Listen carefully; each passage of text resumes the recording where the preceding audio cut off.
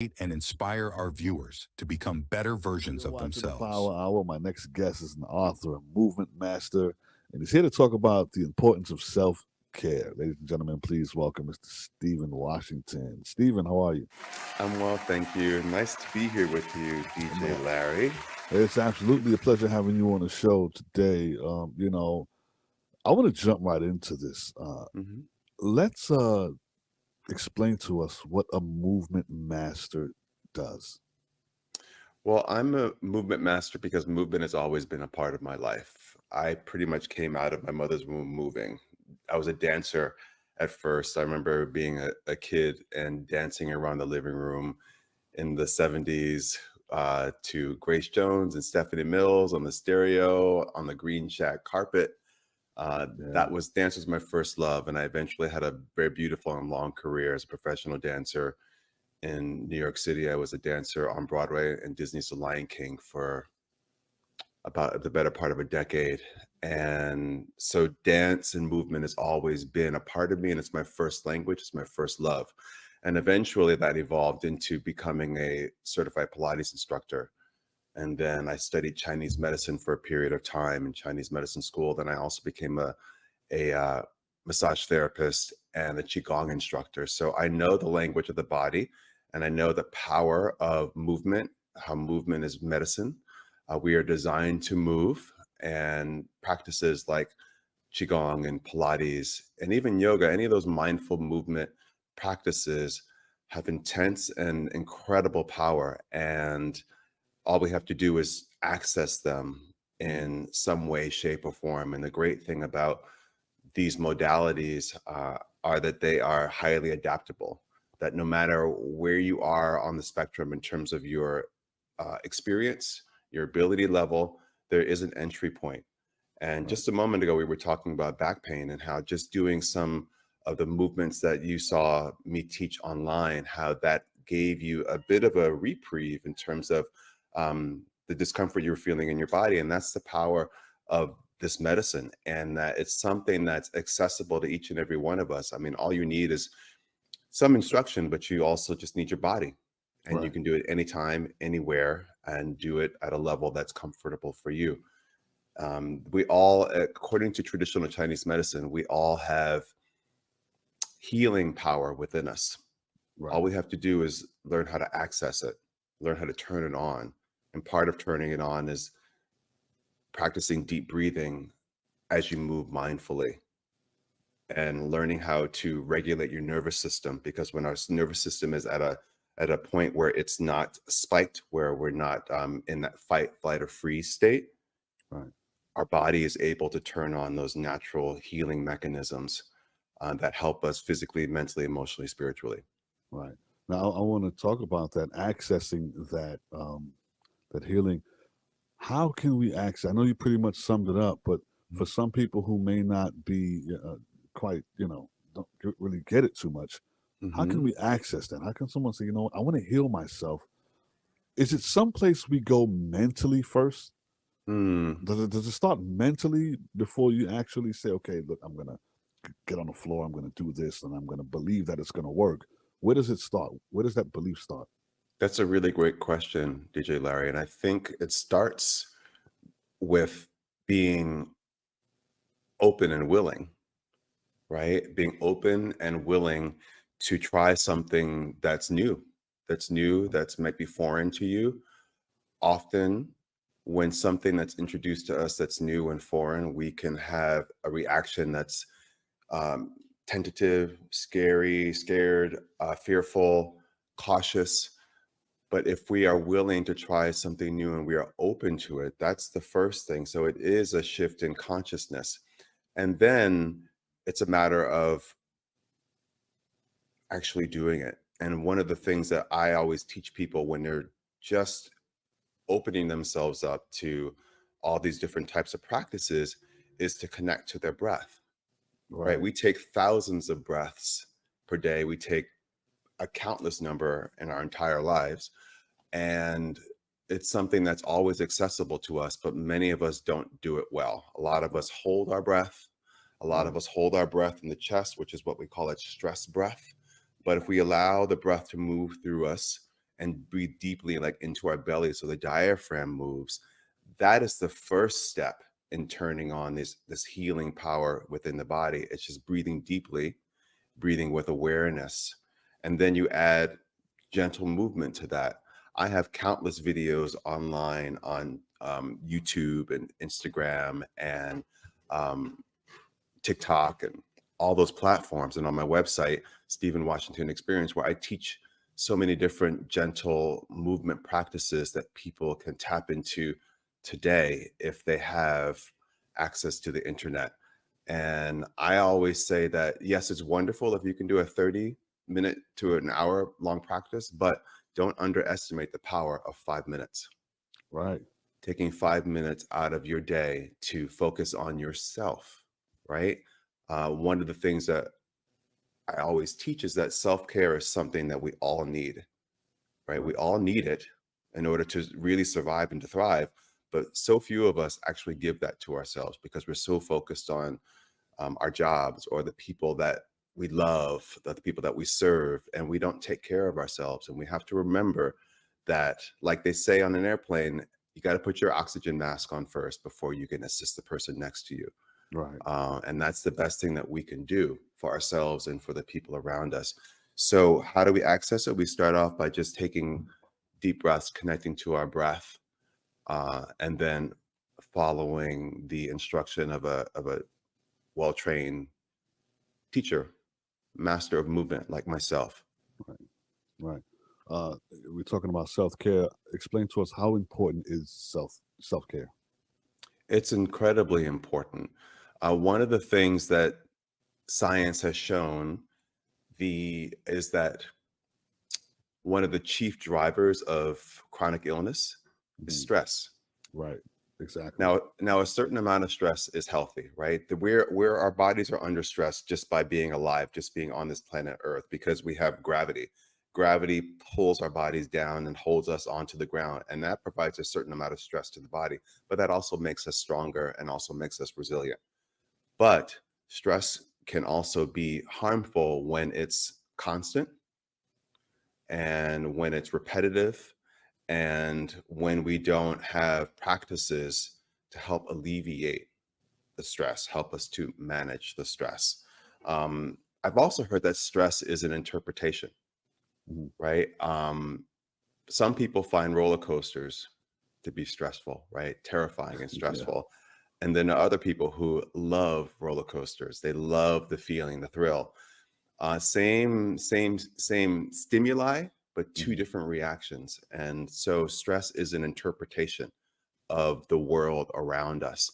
And self-care is any act that we do that tends to the needs of our body, our mind, our emotions, our spirit, anything that we do. Like some people say that going and having your nails done or having a massage is self-care. And it is. And to some, that seems like a luxury, right? But self-care isn't a luxury. It's a necessity. Yeah, because it can actually impact your physical and mental health if you don't take care of yourself. Absolutely. Absolutely. And when you think about your mental health and any problems that we have with it, how that has a ripple effect and affects every part of our life. Same thing. If you have a physical challenge, if you're in pain, how does that affect your mental state? How does that affect everything that you do in your life? Self-care is so important that we just take some time for you, take some time to be present. One of the things that many of us struggle with is not being in the present moment. We're either thinking about the past, looking at the past with regret, or we're looking at the future and feeling fearful, like future tripping is what we refer to that as in recovery, instead of being present, like in the here and now, like what's happening right now. And generally, most of us, everything is pretty much okay right now, right? We're alive, we're breathing, we probably have, things to drink to hydrate us. We probably have food to eat. We probably have some shelter above us and around us. And we probably have people in our lives that care about us. How can we tap into the now and then live from there moment by moment? Right. Now, what are some common misconceptions about self-care?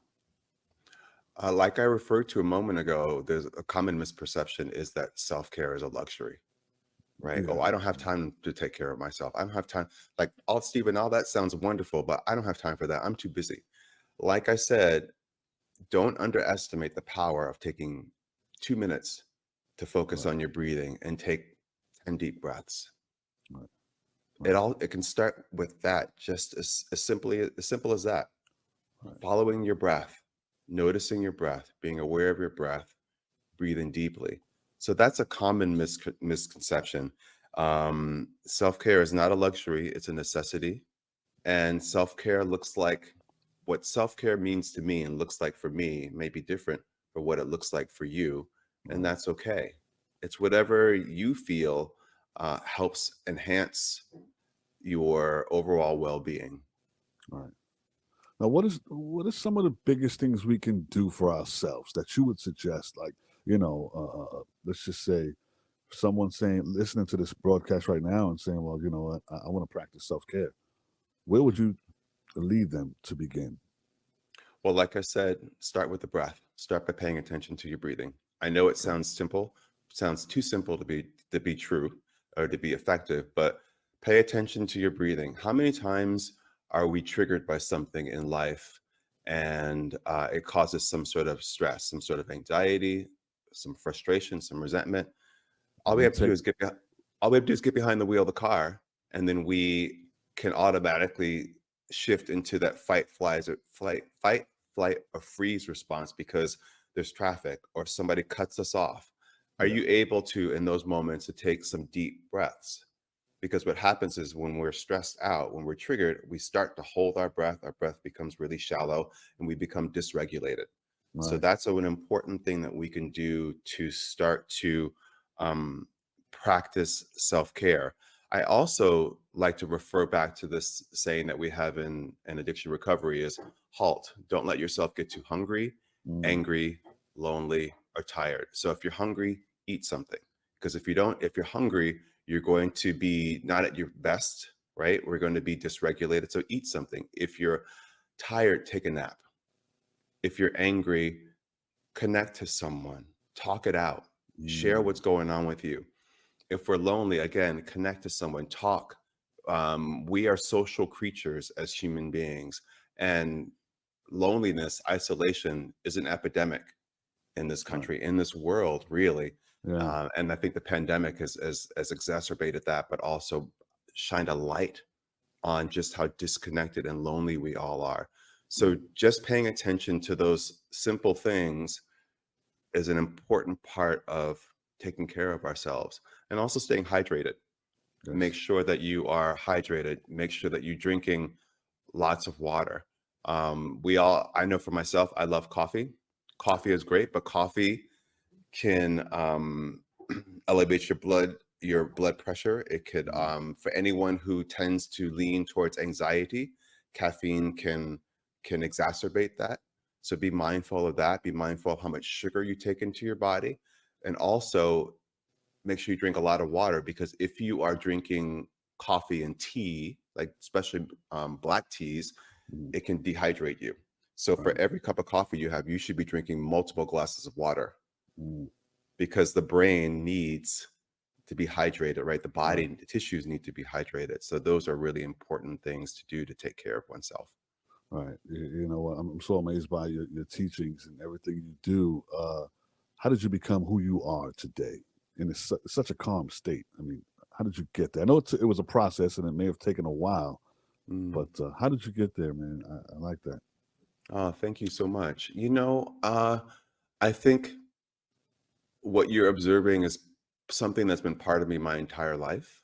Hmm. I think that growing up in an environment that was incredibly stressful, that was quite traumatic, has in some ways, no, not in some ways, in a lot of ways, has shaped who I am, has led me to seek out solutions and practices for myself to heal, to self-regulate, and it's been a long road. It's been a long road. I'm 53 years. I'll be 53 this year, and it's been a long road to learn how to take care of Stephen, Right.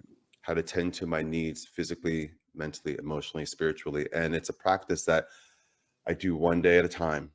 I do one day at a time. I don't always do it perfectly, but I have found some tools that help me. And I'm also open to learning more, because what helps you today might not help you as much a year from now. So we always Right. have to be willing to learn and to grow and to change.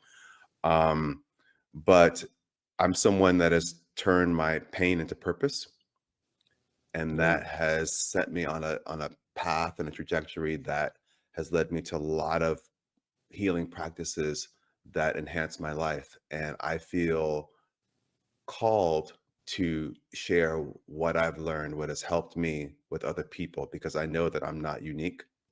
I know that we all have much more in common than we have, in terms of differences. We have much more in common than we have not in common. Right. So what can help me can also help someone else. So that's it in a nutshell of how I, am the way that I am and who I am as I sit here and have this conversation with you right now. Right. Right. Now, yeah, that peace. It's nothing like having peace of mind. You know what I Mm, mean? It's something you can't buy. You can't seek in others. It has to come no. from within you. Peace of Yeah, and mind. it's not constant. I mean, there's some moments when I don't feel peaceful, but the thing is, I know what to do to regulate myself when I Right. feel that the world is pulling me in all different directions, or my internal um my emotions are unsettled. I know what to do to move through the process, because I feel as though every emotion serves a purpose.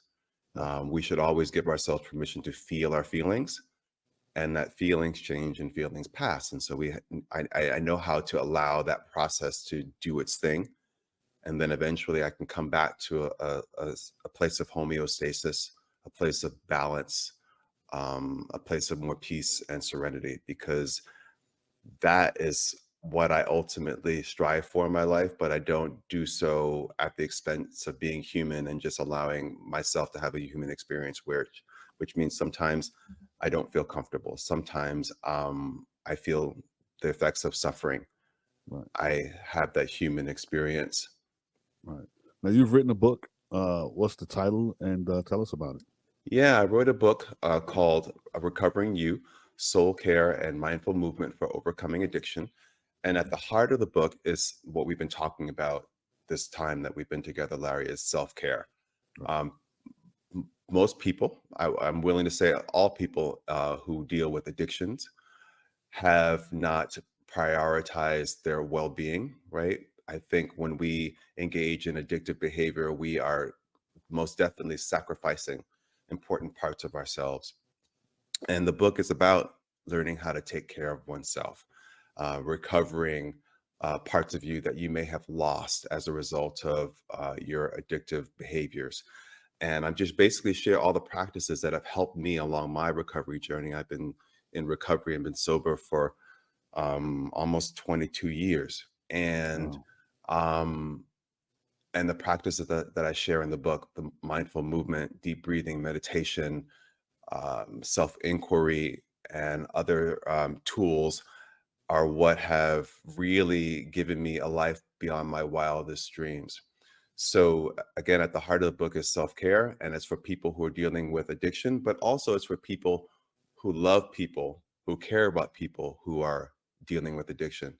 Right. And you'd be hard pressed to find anyone who is like listening to this program that whose life has not been impacted by addiction, whether it's their Right. own or whether it's a friend or a family member, someone that they care about and know.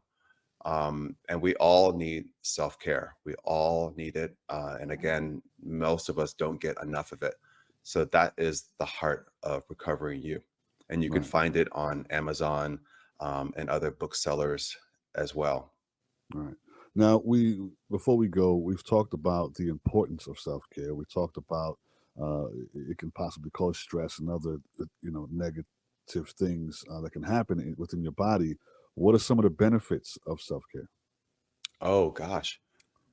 Like I said, it enhances your overall well-being. It turns on those natural healing properties within your body, so that helps you in terms of perhaps lowering your blood pressure, um, turning off the stress hormone that gets ignited when we are in fight, flight, or freeze, and that has certainly positive effects when we're, in a dangerous situation. But oftentimes that gets turned on when we're not in actual danger, right?